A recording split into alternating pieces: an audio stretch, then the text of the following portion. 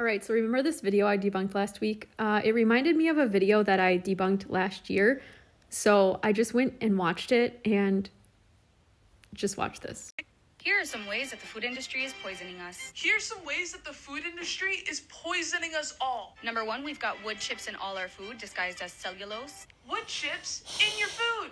They disguise it as cellulose. It's in everything from bagels to pastries to pancake syrup to shredded cheese. Everything from McDonald's to bagels to shredded cheese to pancake syrup. It's usually used as a replacement for flour and oil because it's 30% cheaper. It's 30% cheaper than using something like flour or oil, so these companies use it and say it's safe. Sure, it's freshly squeezed, but then it's put into these tanks that keeps it fresh for up to a year. The thing is that this method makes the orange juice lose a lot of flavors. Your freshly squeezed store-bought orange juice is old.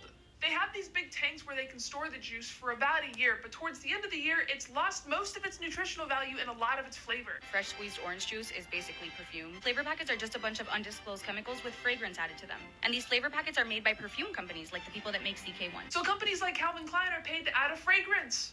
You're drinking perfume.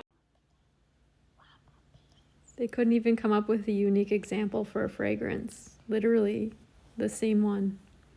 So not only was a lot of this just false to begin with, but they literally just copied, almost word for word, somebody else that posted this last year. Like, they can't even come up with unique misinformation at this point.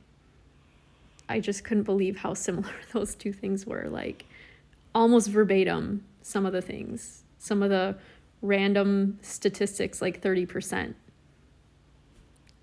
Just wow.